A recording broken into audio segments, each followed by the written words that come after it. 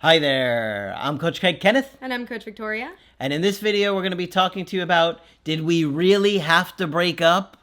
That's a good question. Yeah, a lot of you guys are in a situation thinking, why couldn't we have stuck this out? Why couldn't we have worked this out while we were still together? Why did we have to break up?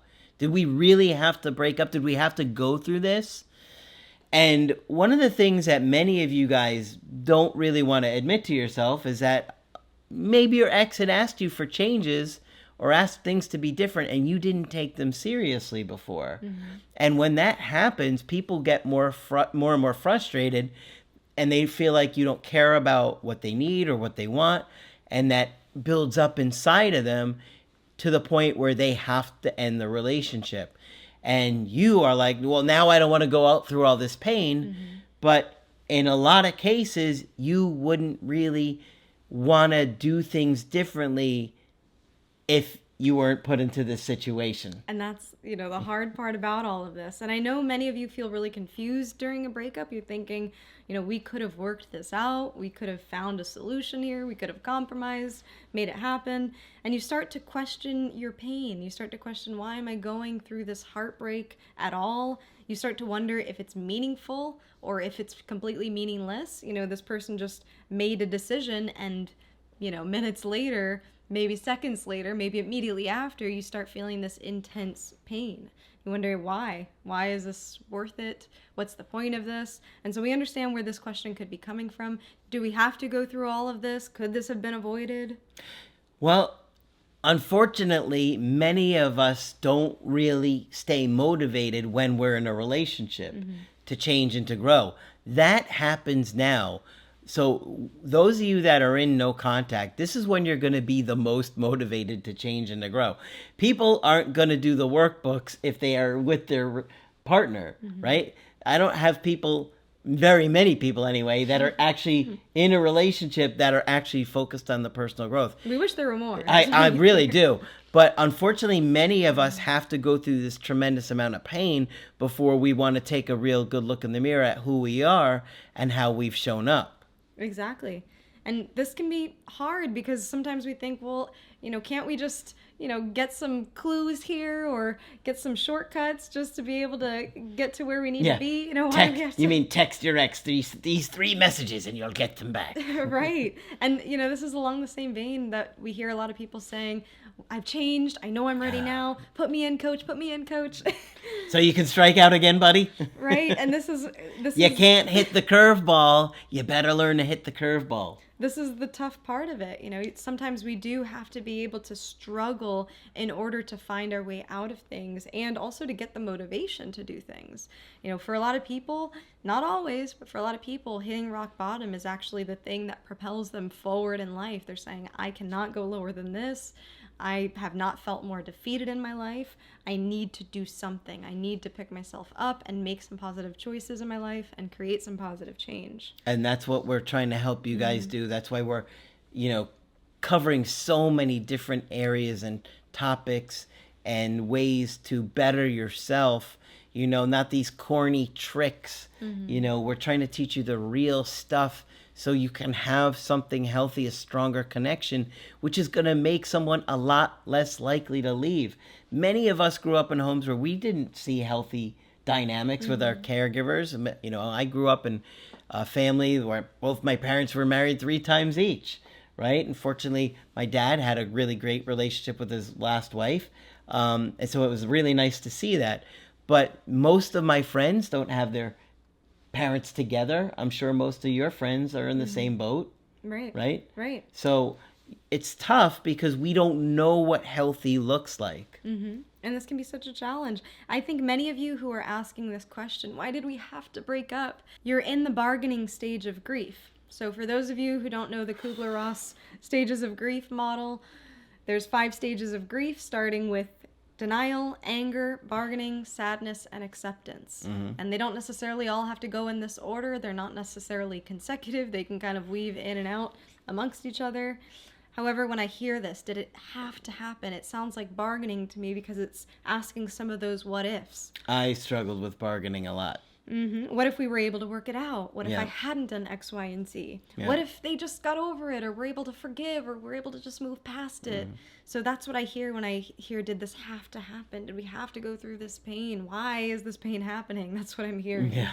And I really struggled with anger too. Margaret kept trying to get me angry. She kept trying to for a long time, and I just couldn't get there. And I kept telling her, I'm too sad. I remember saying, I'm too sad to be angry. Right? And she'd be like, come on, you got to get angry. You got to get angry. It wasn't happening. So I really struggled with that. But I saw why she wanted me to get it. I see it now. I understand now, because it really does help you get past it and move forward. Right. And we talked about how sometimes breakups can be impulsive, right? So some of them can be impulsive, but some of the time they have thought they needed to do this breakup in order to get where they need to be, right? So maybe some of the mistakes that we've made in the relationship, or ways that we've dismissed our partner or neglected our partner, maybe they were repetitive. Maybe they've happened over and over and over again, that your partner felt that they had no other choices but to decide to end the relationship and distance themselves. Yeah. Maybe they weren't able to handle everything else that was going on in life. You know, we talk about how sometimes the reason for breakups doesn't have as much to do with you specifically, but also the surrounding events happening in their life. There Yeah. can be a lot of complex reasons for breakups. So in their mind, in their experience, they might have said, I need this to happen because I cannot handle everything going on right now. Yep. So you have to be able to think about different perspectives and be a little flexible here. One of the things that I think people really have a hard time getting is that your partner's mental health is a huge factor in a breakup. And that is also correlated with their attachment issues, because the attachment issues and mental health go together, right? That's why we're always talking about those things, right? So when somebody's struggling, when they're, an avoidant, or they have personality disorders, well, that means they're really struggling with their mental health. And when they're going through that, they don't have the energy to commit to someone else, to give someone else what they need, to provide, the love and affection and care that a relationship constantly needs. They're shutting down, and they're acting out these patterns that they probably have done their whole life. Maybe they grew up in a really toxic home, and so they've taken on a lot of those traits from their parents and caregivers. So you have to understand that their mental health, their attachment issues are a big factor in why breakups happen. Right, and it can be hard to understand. We start thinking, why does this Yeah. happen? And leads to the bigger question, why do mental health issues happen? They happen. Trauma is just something that's a part of life, right? So things happen. But- We can learn a lot from our pain and our suffering. Many of you wouldn't be watching this video had you not been broken up with. Many of you would not have learned about attachment styles, would not have learned about mental health issues, would not have taken a closer look at your own behaviors and your own patterns in your life, and your relationship, and your family, and all of these other things. So it can be a catalyst for a lot of change, like we've been saying.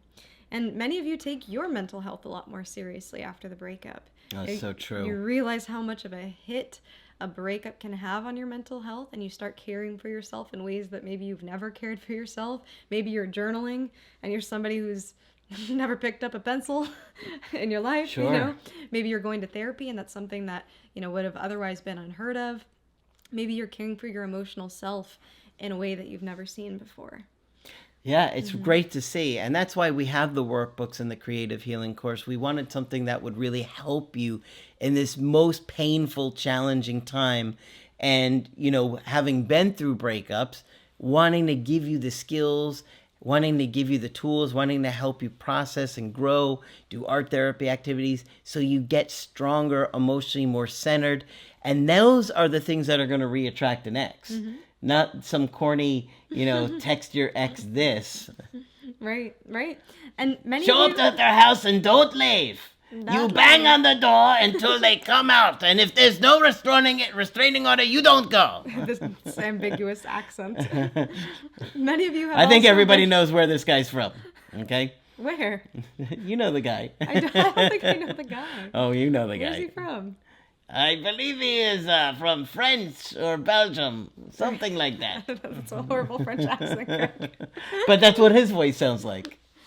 I have no comment on the accent or the origin of said man. We're gonna say this character is made up. Wink, wink. As I was saying, many of you have also made huge strides in your physical health and in connecting with old friends and socializing with people, kind of restoring that social support group. Thank you for letting me get that out. All right, so where you are now and where you could be might have been delayed by this breakup or even suppressed by this breakup. So in other words, for many of you, you might have been stuck in these patterns of behaving and relating in a certain way. Great point. That wouldn't have been broken unless something as shocking as a breakup would have happened. It's so true. You know, it's like the people that wind up having a sudden health scare, all of a sudden start to do something different about their health. You know what I mean? It can be a real wake-up call. Well, a breakup can be a huge wake-up call in how you've been living your life and how you've been having relationships. I mean, how many people do you talk to that know they were terrible partners and they flat out admit it? I was neglectful. She caught me cheating a bunch of times. I was doing this. I was, avoidant. I didn't care about what she wanted. And then all of a sudden they realize, oh no, I love this person. And now they left me and I deserved it. Right? And that's a real wake-up call for a lot of people. Oh yeah. So think about the other side of this. Think about what this breakup has revealed for you. Think about the ways in which change is going to be possible for you after this point. And I know many of you are saying this, asking this question, did it have to happen? But I've changed and I would have worked it out and I would have done this and I would have done that.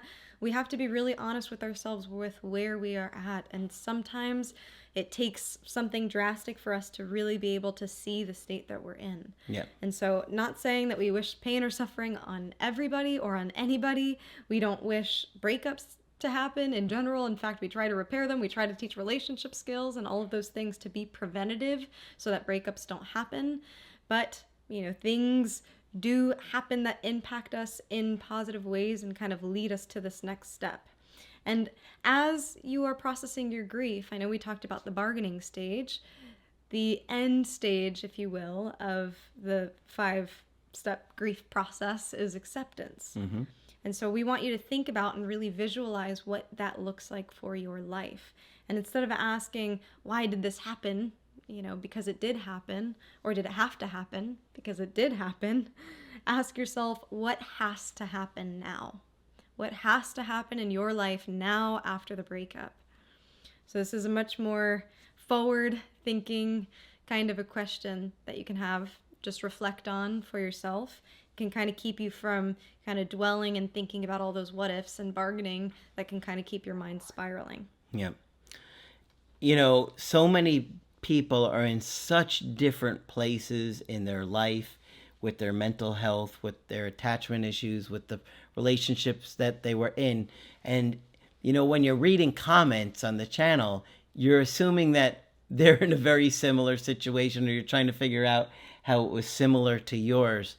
But if you really heard that person's story, you'd probably be like, oh, that person's nothing like me, or that story is nothing like mine. But you just get a little taste of it and you start to harp on those little things. So, pay close attention to the things that you hear us say in the videos in particular. And obviously, if we do a coaching with you where we can actually look at all your factors and discuss those things with you, but try and stay positive. I really believe that staying positive is going to help you far longer in the long run than being pessimistic and negative. You can do what you want, but the research shows that when you're positive, you're going to be a lot more likely to make positive things happen for you. Okay? Exactly. So hopefully this one's been helpful to you. And of course, if you want to get our help personally, you can do that on my website, askcraig.net. I do email coaching and I do Skype. Coach Victoria is also available for Skype coaching. I'm here whenever you'd like to chat. Just click on her name on the top of the website to schedule with her. But that's it for this video. I'm Coach Craig Kenneth. I'm Coach Victoria. And we will talk with you soon.